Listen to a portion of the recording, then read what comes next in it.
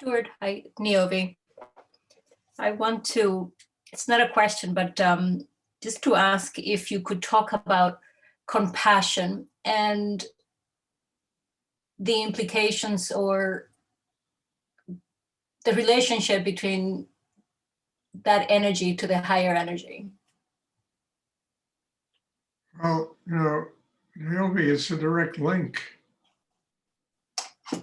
I mean, we're here on the earth, born here to learn how to have love, how to have compassion, how to transform suffering into energy of that nature.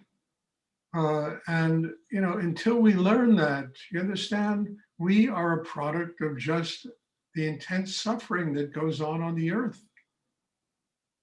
So the compassion is essential. And one of the elements is you've got to realize it's not just each of us that suffers. I mean, there's 8 billion people on this planet in one way or another, all going through those kinds of difficulties. And, until people learn how to live here with their hearts open and to have the inner strength to be able to do this, starts with gratitude. It starts with humility. It really starts with building a foundation inside oneself that is strong enough to enable us to live here with compassion. And compassion is a way that we touch the world. Compassion is a way that we work out our karma here. We really get free of the cycles of karma that we're here to learn how to truly, work with and how to get free of. And, it's essential. Without compassion, you understand? I mean, it's a terrible world that we live in. When people lack love, they lack compassion, their superior nature knows better than everybody else. People are right all the time in constant conflict with each other. And the purpose of doing deep spiritual practice and meditation is to transform all of that into compassion, to love. I mean, it's a lightness of being. You understand? When people have love in their hearts and they're able to live that way, there's a lightness of being inside them. The other day, I'm not sure if it was this class or the other class, I spoke about a painting that is in a museum here in New York City, called the Frick Gallery. And it's a painting of St. Francis. Look, I'm not a Christian. In fact, I don't have much of any religion other than a spiritual life. But this incredible being is standing there, just full of love, full of compassion, talks to the birds, he talks to the insects, he talks to the trees. I mean, this extraordinary being. And the light around him is light like you'd never see in ordinary living. It's a light of radiance, of God, of higher energy, of spirit. And he is, because of that love that's inside him, there's this light that is surrounding him. I mean, this is an amazing painting. I first saw this painting when I was probably 16 years old, and I've never forgotten it. And I've been back to that museum probably at least 100 times to see that painting. So what I'm saying is that when people have that kind of inner awareness and inner openness, they see the world differently. There's a different kind of light they see in the world, because that light is really emanating through God's energy flowing through them, and it's lighting up the world differently. They're capable of having compassion for other human beings. Look, in one sense, this is very naive because most of life isn't this way. In another sense, it should be a level of inner experience that every human being should try to attain. Because if people attain this, the world around them is going to change. Understand? There's not going to be wars and all this stuff that goes on that is so disgusting. And it's just a product of the tension inside people, the rightness inside of people, the conflict inside of people. And that's when God's energy, which is just spirit, it flows through a human being. and it manifests in their life exactly the way they are. So if there's compassion in a person and they built an inner life that can do it, that's how the energy is going to manifest in the world. And that gets back to a simple reality. It's our job. Understand, the universe is providing endless amounts of Shakti and energy for all of us. It flows through a human being, and it comes out of them hate, anger, unhappiness, misery, war, because that's what's inside them. If all of that internal angst is transformed into love and compassion, that's what's going to come out of people. And that's the way people are going to relate to each other. But you're talking about 8 billion people here, and very few of them practice any kind of deep spiritual practice. So what flows through them is God's energy. What comes out of them is ego and anger and right and conflict and war and I mean, if you think about that, it's an extraordinary thing.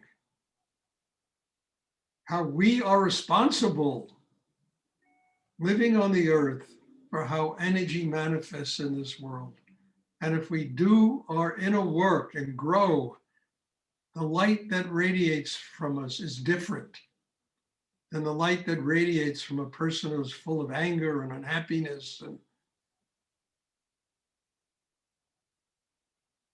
so compassion is just a byproduct of how deeply a person works in himself or herself, how open they are inside, how capable they are of feeling gratitude for their lives and the people in their lives, family, friends. And that takes an effort. You understand? People have to truly work on themselves to get to that state of being. And when if I, for a moment, even think about it, how do I want to live? Do I want to live with torment and unhappiness in myself? Or do I want to live with joy and love and, simplicity and kindness? And once you attain that, you don't have to defend yourself anymore. You don't have to set up barriers. And understand, one can see past all of the nonsense in the world because one lives here consciously.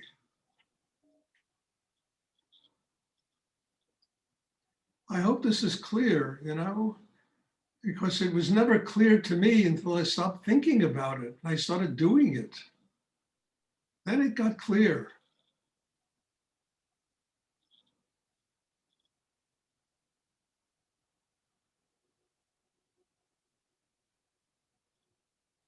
But it took a lot of inner work and development to develop that kind of clarity. Because God is love. It's true. It's written in every synagogue, church, mosque, everywhere in the world. God is love. And that love comes down, and then people are so twisted inside that it manifests as anger and fighting and arguing and who knows better and ego and all of that stuff.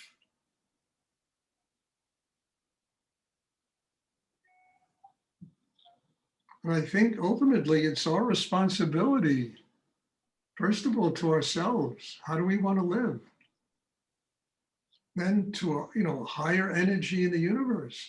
My God, all of that life-giving energy flows into every human being. Otherwise, none of us would even be alive here. So how do we want to treat it? We want to twist it and turn it and transform it into hate? Or do we want to work deep enough in ourselves to transform it, not transform it, to just allow it to become living, light and compassion and love and kindness and a higher way of living in the world.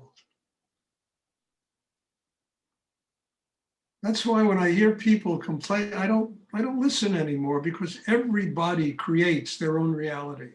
Every single human being creates the reality they live in. Every human being can change the reality they live in by just recreating in themselves a system that's strong enough to be able to receive the energy of God and allow it to nurture them.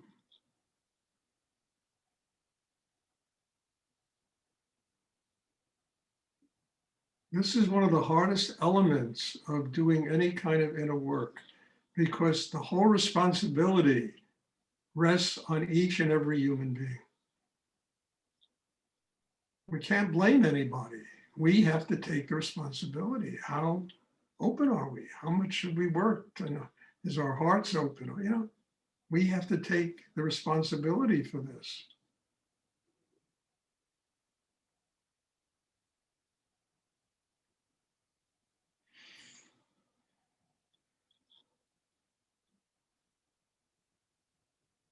I hope this is clear. This is such an important subject. You know, thank you, Neil, for asking that question.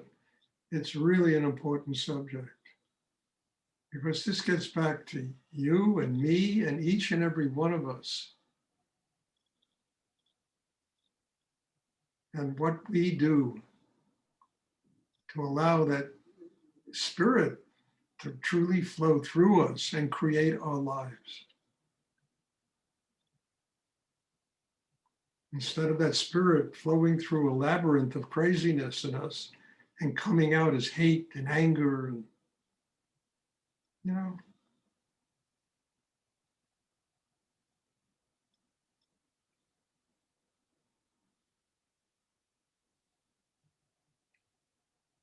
Does anyone else have a question I would like to ask?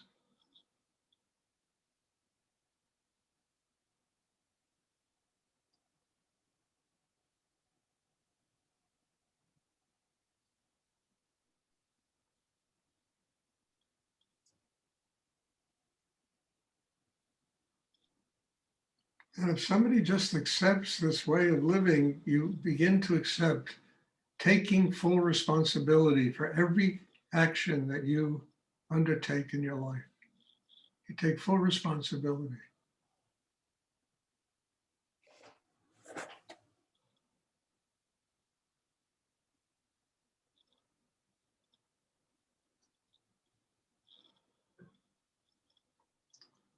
Does anyone else have a question they would like to ask?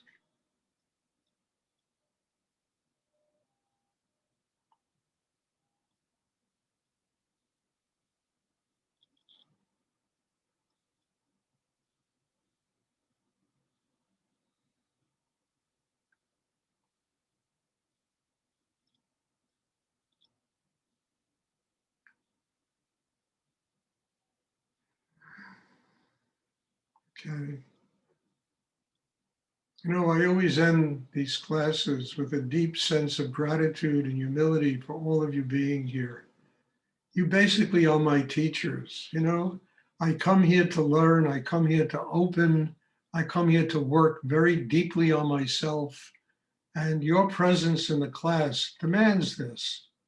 And it really makes me do that kind of inner work. And I'm just very grateful to all of you, and thank you. And, you know, there'll be another class this coming Sunday, and hopefully people will be there, and I'm looking forward to it.